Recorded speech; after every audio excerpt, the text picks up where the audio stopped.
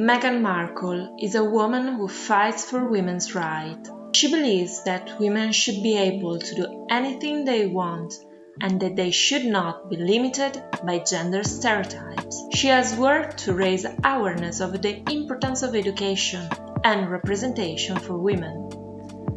Meghan is an advocate for women's empowerment. She believes that women should be able to pursue their dreams and achieve their goals. Also, she believes that education is essential for women's empowerment. Women should be represented in all levels of society.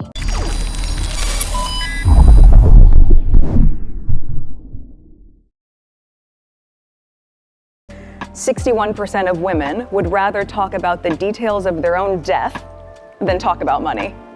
And you look at that and go, how have we culturally allowed that to be the case? There's nothing wrong with talking about a woman's success or her ambition or her financial prowess. And we all know that if you're able to be financially independent, it changes how you move in the world. It changes your entire way of being. Why is it culturally we are equipping girls and women to think that if you are ambitious, there's something negative about that? Whereas if a boy is described that way, or if a man certainly is described as ambitious, that's an incredibly positive thing culturally, but I don't know how we end up changing that. But I think, Melody, would you agree? It's just a really troubling thing. Also, I like definitions. The definition of ambition, in earnest pursuit of achievement. Earnest meaning serious. Why is that wrong? Why is pursuing achievement, whatever it might be, something that is negative? And why is it more negative for women than men? I think that's something that, again, our society has so many barriers that we have to overcome. But that is one where more symbols in society are very, very important. More symbols of achieving women ultimately will allow us to break down that barrier, that negative barrier that exists when it comes to ambition. I always joke with people, I meet people all the time and they tell me I'm so much nicer than they thought I would be, because it suggests that if you're ambitious, you can't be nice. You're going to be cutthroat. And again, that tells you a lot about our society and how we think of that pursuit of achievement. I think there was something that said if there was parity within the workspace, it would add $12 trillion to the global economy. And you look at just the cultural stigma and just the systems that need changing. It wasn't until the 70s in the US that women could access an independent line of credit. That was when my mom was growing up, right? The 70s is just a minute ago. And you look at that and think of how much progress we still need to make if women are making something like 84 cents on the dollar and black women are making 63 cents on the dollar. If we are able to keep pushing forward, and that comes and starts young, right? If I was ingrained at a young age to understand more about the stock market or have financial literacy, how different that would put me in the world.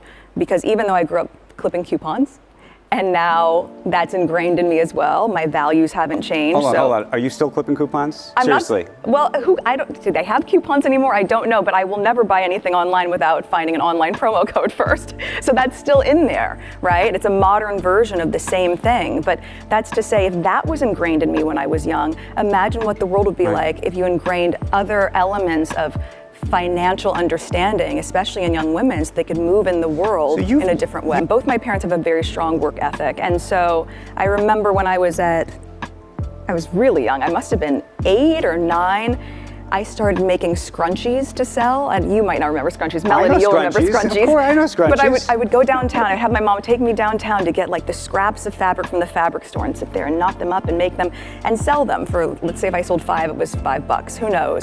But I remember the feeling of knowing that I had done something. I had invested in myself and I had done this labor and been compensated for it. And there was a sense of pride that comes from that, whether it's your first job waiting tables or hostessing, both things that I've done, and that couple $100, that gives you a sense of not just purpose, but a sense of self-satisfaction. And I think that for women, especially women who are at home raising kids, they're working. It's just unpaid labor, and they need to be recognized for their unpaid labor. You mentioned privilege. My husband has always said, with great privilege comes great responsibility.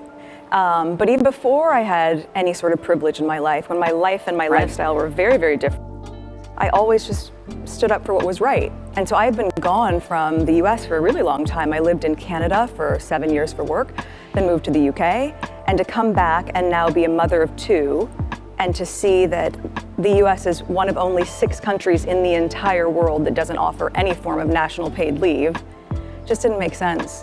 So I guess my approach was the same as it's been since I was really young. When I was 11 and I saw something that was wrong on TV, I put pen to paper and wrote a letter about it. So on this, I said, well, let me write a letter and let me pick up the phone and make some calls and see if I can help. It's just, to me, it seems like a really logical and obvious thing to do, and I'm happy that I'm able to support it. I think this is one of those issues that is not red or blue. We can all agree that people need support, certainly when they've just had a child, and we have a 5-month-old baby, so it's a really sensitive one for us. We have the luxury of being able to have had that time, not just for moms, right, but for fathers as well, to be with our newborn. And I think if this entire country, if we valued American families in that way, as we should, it sets us up for economic growth and success, but it also just really allows people to have that very sacred time as a family. I think this is, paid leave from my standpoint is just a humanitarian issue. I still see myself as the same that I've always been, right? I've always been a hard worker. I have always, the people that know me well, and some of them are here today, I've just always been the same. And so I think Melody's point is a really strong one in that the perception might be different, but if you are really grounded in who you are, in your ethics and your values, and I don't know, I show up in the same way that I always have. I think it takes strong men and modern men, frankly, to really understand that they benefit from it as well. Paid parental leave is really important. It's not just about the mom being home. What it does and connects you, how it connects you as a family unit is really key. But equally, it incentivizes you to be able to go back to work. If you know that you can have that quality time and you're not sacrificing your job, or that you have to choose between your family and putting food on the table, the ripple effect of that is huge. Right. But men have to be a part of that.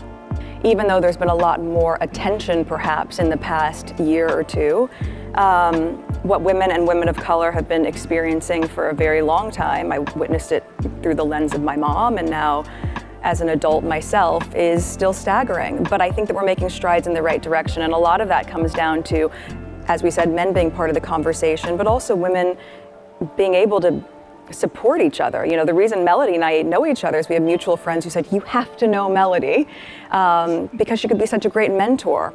And I think mentoring in that regard, what's so valuable isn't just cheerleading each other through the process of whatever discriminations we may face or whatever glass ceilings that are there, but really being the person to say, let me make this phone call for you. Actually, this is what you should be thinking about when you sign that contract. This is when you should walk away from the table. This is when you should push in a little bit more. Someone who has seasoned experience, who is able to guide you in a really strong way. That is part of how we're going to move the needle. I think that the way that I have now moved, as my husband and I have started to build this together on our own, we're just doing it the same way that we would want if we were employees of it, right? So to treat people the way you want to be treated, that is always how I've moved. I used to work on a TV series for 7 years. Right. That was a crew of over 200 people, right? So the way that you are when you're with a huge environment is no different than you are when you're with a small company.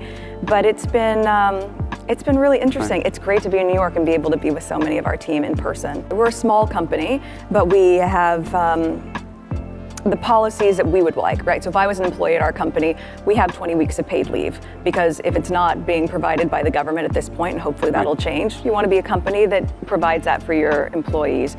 But in terms of, having a really multicultural staff, it's multicultural because we want a diversity, not just of people, but of opinions and points of view. It adds to the richness of the company and what we're able to deliver, be it on the production side or in our foundation side, anything that we do. In 10 years' time, it might be a different version of the same conversation, but hopefully a different version in the right direction. And it's so important for women right now to really grasp the place that they have and the place that they should put themselves at the right tables, in the market, to not be afraid to know your worth and to not be able to know your financial worth. So hopefully if people start making those active steps on a day-to-day, then 10 years' time, conversation will still be had, but hopefully a lot better. At a certain point, no matter how difficult it is, if you know the difference between right and wrong, you must stand up for what's right, and that's what I'm doing.